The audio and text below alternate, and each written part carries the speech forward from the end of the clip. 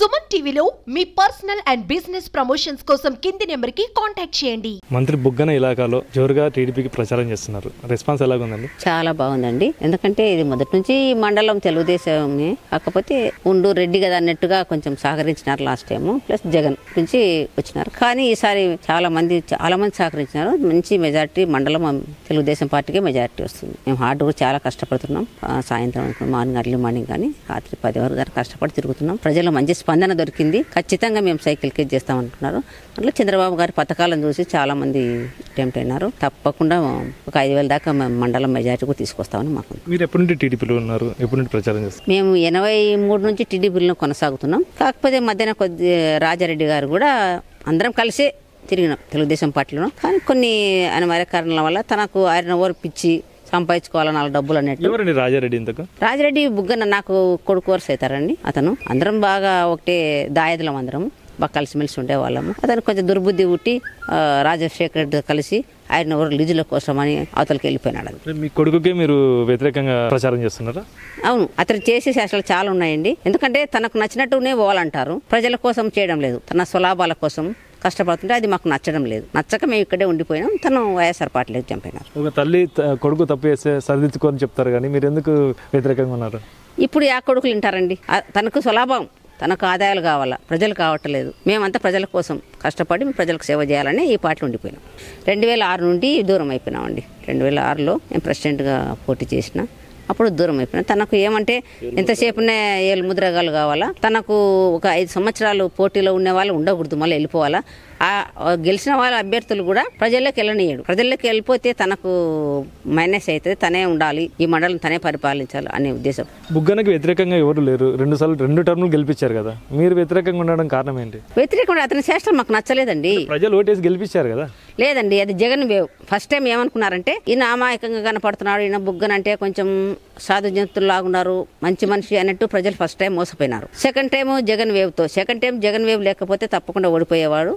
Jagan వేవ్తో second time కూడా గెలిచినాడు. కానీ గెలిచి మాత్రం ప్రజలకు సేవ చేసేది ఏం లేదండి.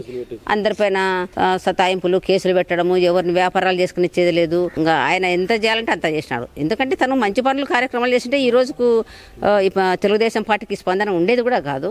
తనే బాగుండేవాడు. కేసులు అంటే మీరు బంధువులైనా మీ పైన కూడా కేసు పెట్టించారు? లక్షణంగా అండి, మధ్య లక్ష్మీ నరసింహస్వామి టెంపుల్ ఉంది. అక్కడ మేము 1.5 కోటి పెట్టి అన్నదాన సత్రం కట్టించి అన్నదానం కార్యక్రమం చేస్తున్నాం. ప్రతి శనివారం చేసేవాళ్ళం. దాన్ని అతడు ఓడ్చుకోలేక దాంట్లో ఉన్న శిలాపలకాలు వలగొట్టించి, మా ఆయన విగ్రహం ఉంటే విగ్రహం వలగొట్టించి అంత ధ్వంసం చేసినాడు. తర్వాత నేనే లోపలికి వెళ్తానండి. బుగ్గన మీకు ఎలా బంధువు అవుతారు? కొడుకు అంటున్నారు, ఎట్ట వరుస కొడుకు? మేమంతా దాయదులం అండి. బుగ్గన వంశస్థులం అందరం. వాళ్ళనుకో మేమనుకో వంశస్థులం మేమంతా. ఎలా వంశస్థులం? వాళ్ళ నానమ్మ, మా నానమ్మ, మా అత్తగారు, వాళ్ళ నానమ్మ, అక్కజలేండ్లు. అది కాకుండా ఇక్కడ దాయదులం సొంతం. బుగ్గన వంశస్థులం మేమంతా, దాయదులం అంతా. మంత్రిపై ఇంత ఆరోపణ చేస్తున్నారు. మీ కుటుంబ సభ్యులు ఏమైనా శుభకార్యాలు జరిగితే అందరు కలిసి కట్టిపోతారా? లేదండి, 2006 నుంచి బంద్. ఆ కుటుంబం ఈ కుటుంబం చాలా దూరం అయిపోయినాం. మీరు చెప్పండి, బుగ్గన మీకు ఏమవుతారు? ఎందుకు వ్యతిరేకిస్తున్నారు? బుగ్గన మా సొంతం అన్న వరుస అవుతారు. అన్నానా? మేము బుగ్గన, వాళ్ళ బుగ్గన అమ్మ వాళ్ళు. దాంతో బాగా ఆడుకొని తిరిగారా? అంటే మా నానమ్మ, వాళ్ళ నానమ్మ సొంతం సిస్టర్స్. వీళ్ళదంతా గడిగిరే వాళ్ళ పుట్టిల్లు. మా నాయనమ్మ వాళ్ళది 3 ఆడపిల్లని ఈ ఊరికి ఇచ్చారు అప్పట్లో. ఇద్దరు, ఒకరు బయటపేటకి ఇచ్చారు, ఒకరు రాజారెడ్డి వాళ్ళ నానమ్మ, ఒకటి మా నానమ్మ. అంతా బానే ఉండ్రి. అంటే చిన్నప్పుడు ఆడుకొని కలిసి తిరిగారా? మాకిద్దరికి గ్యాప్ ఎక్కువ, 7-8 ఇయర్స్ గ్యాప్ ఉంది. అంత కలిసికట్టు కాదు. ప్రతి రోజు మా ఇంటికి వచ్చిపోయాడు. మా డాడీ క్లినిక్ టైం అయిపోతున్నాయి, క్లోజ్ అయిపోతున్నాయి. నైట్ డైలీ వచ్చి మా నాన్నతో కూర్చొని ఒక గంట సేపు ఉండి కాస్త రిలాక్స్ అయిపోయేవాళ్ళు. 2006 ఎప్పుడైతే వీళ్ళకి విభేదాలు వచ్చినాయో ఆ రోజే ఇంట్లోనే కూర్చొని, ఆస్తి విభేదాలు, ఏం విభేదం? రాజకీయ విభేదాలండి. వీళ్ళు ప్రజల పక్షాన వీళ్ళున్నారు, ఆయన స్వార్థ రాజకీయం కోసం ఆయన ఉన్నాడు. పంచాయతీ బోర్డులో వేలిముద్రగాళ్లే కావాలని ఆయన ఆలోచన. కానీ ప్రశ్నించే వాళ్ళు, కొంచెం గట్టిగా స్పందించే వాళ్ళు, ప్రజల పక్షాన్ని నిలబడే వాళ్ళు ఉండకూడదు. ఒక టర్మ్ వాడుకున్న మనిషిని సెకండ్ టర్మ్ కు ఆయన రాజకీయంగా ఉంచాడు. ఆయన చేస్తున్నటువంటి రాజకీయమే అది. మీరు చెప్పండి, బుగ్గన మీకు ఏం చేస్తారు? బుగ్గన ఏమవుతారు మీకు? బుగ్గన బ్రదర్ అవుతారండి, రాజారెడ్డి గారు. బ్రదర్ ఎట్లా? మా నానమ్మ, వాళ్ళ నానమ్మ అక్క చెల్లెళ్ళు. అలాగే బుగ్గన వంశీలం కాబట్టి దాయదులము.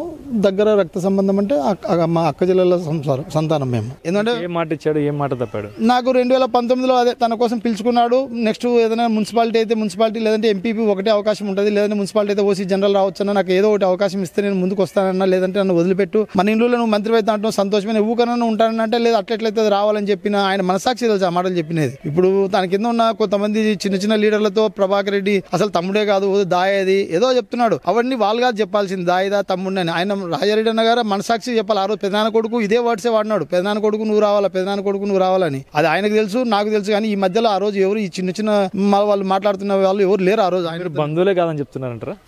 బంధువు కాదు, తమ్ముడు కాదు, దాయాది అని చెప్తున్నాడు. దాయాదిమే తమ్ముడు అనేది ఎట్లా అంటే మా నాన్నమ్మ వాళ్ళ నాన్నమ్మ, మా నాన్న వాళ్ళ నాన్న సొంతం అక్కజల్లెల కూతురు, మా నాన్నమ్మ వాళ్ళ నాన్నమ్మ సొంతం అక్కజల్లెలు.